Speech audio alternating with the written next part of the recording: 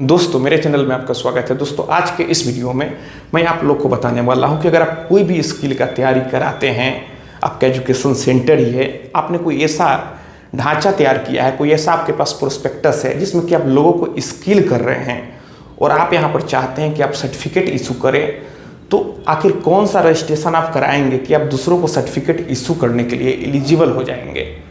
तो दोस्तों आज के इस वीडियो में मैं इसी चीज़ को बताने वाला हूं। तो दोस्तों इसे जानने के लिए आप इस वीडियो में अंत तक बने रहें और अगर आप मेरे चैनल पर नए हैं तो फिर चैनल को सब्सक्राइब करके बेल आइकन को भी प्रेस कर लीजिए, ताकि मैं जब भी कोई ऐसी इन्फॉर्मेटिव वीडियो आप लोग के लिए अपलोड करूं तो फिर आप लोग को उस वीडियो की नोटिफिकेशन मिल सके।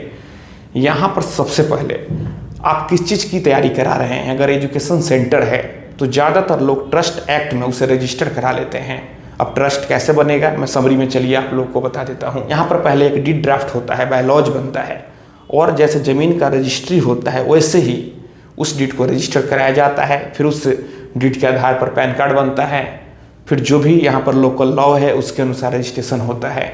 फिर आपका ट्रस्ट बनकर तैयार हो जाता है। वहीं अगर कोई और चीज़ का आप ट्रेनिंग दे रहे हैं, ब्यूटी पार्लर है, कुछ भी है, तो फिर यहाँ पर एक आपको फॉर्म पहले बनाना चाहिए। अगर प्रोप्राइटरशिप फॉर्म है तो आप शॉप एक्ट में रजिस्ट्रेशन करा सकते हैं। शॉप एक्ट का जो रजिस्ट्रेशन है वो प्रोप्राइटरशिप हो, पार्टनरशिप हो, प्राइवेट लिमिटेड कंपनी हो, सभी पर लागू होता है। कोई भी बिजनेस करता है, बोर्ड लगाता है, तो उसे शॉप एक्ट में 30 दिनों के भीतर रजिस्ट्रेशन कराना होता है।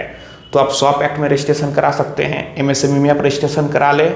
और मैं एक चीज़ और बता दूँ कि अगर आपका प्रोप्राइटरशिप फॉर्म है तो कोई अलग से इसमें पैन कार्ड नहीं बनता है। आपका जो इंडिविजुअल पैन कार्ड है उसी पर सारा रजिस्ट्रेशन होता है।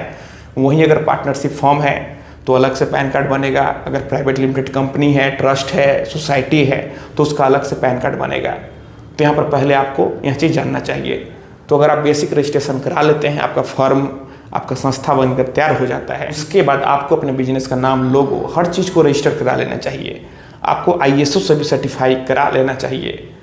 उसके बाद आप सर्टिफिकेट इशू करेंगे या फिर नहीं करेंगे। देखिए यहाँ पर अगर आप किसी भी स्कूल में पढ़ते हैं, कोई CBSE एफिलिएटेड ही स्कूल है, तो यहाँ पर स्कूल का काम केवल पढ़ाना है, लेकिन यहाँ पर जो एग्ज़ाम अथॉरिटी है वह अलग है। जो CBSE जो हेड ऑफिस है वह यहाँ पर एग्ज़ाम कंडक्ट करवाती है, सर्टिफिकेट इशू करती है। या फिर अगर आप कोई भी कॉलेज देखते हैं तो कॉलेज का काम पढ़ाना होता है, लेकिन जो मेन यूनिवर्सिटी होती है वहाँ पर वह एग्ज़ाम कराते हैं। तो यहाँ पर आपका जो भी संस्था है, जैसे कि अगर आपका शिक्षा के क्षेत्र से आप हैं तो फिर आपका एजुकेशन डिपार्टमेंट से, HRD डिपार्टमेंट से, हर जगह से पहले मान्यता लेना होगा। उस कोर्स को कराने का परमिशन उनसे लेना होगा। अगर वह परमिशन दे देते हैं तो फिर आप यहाँ पर सर्टिफिकेट इशू कर सकते हैं। कई लोग यहाँ पर क्या करते हैं कि MSME में रजिस्ट्रेशन करा लेते हैं और सर्टिफिकेट इशू करने लगते हैं। तो अगर कल को जो सर्टिफिकेट लेता है, अगर कल को कहीं वो सर्टिफिकेट को दिखाता है तो कोई भी गवर्नमेंट जॉब में वह वैलिड नहीं होता है। तो यहाँ पर मैं समरी में यही कहना चाहता हूँ कि आपका जिस भी चीज़ का बिजनेस है, पहले आप एक फॉर्म बनाएंगे, उसका स्ट्रक्चर तैयार करेंगे। उसके बाद आपका जो भी विभाग आएगा, एजुकेशन अगर आप दे रहे हैं तो एजुकेशन डिपार्टमेंट से उस कोर्स को यहाँ पर मान्यता लेना होगा। अगर वहाँ से मान्यता मिल जाता है आपका कोर्स, तो फिर आप यहाँ पर सर्टिफिकेट इशू कर सकते हैं। तो दोस्तों मैं ऐसा करता हूँ आपको वीडियो पसंद आई होगी। अगर मन में कोई भी सवाल है तो आप नीचे कमेंट बॉक्स में कमेंट करें, और अगर आप हमसे सीधे जुड़ना चाहते हैं, फ़ोन से बात करना चाहते हैं, मन में कोई भी सवाल है, तो फिर आप हमें इंस्टाग्राम पर फॉलो करें। मेरा इंस्टाग्राम पर यूजर नेम है Pritesh1584। आप हमें यहाँ फॉलो करें, मैसेज करें, और अगर फ़ोन से बात करना है तो फिर इंस्टाग्राम पर ही मैसेज करके अपॉइंटमेंट बुक कर ले। तो दोस्तों हम लोग मिलते हैं अगले वीडियो में एक नए टॉपिक के साथ। तब तक आप अपने परिवार का ख्याल रखें।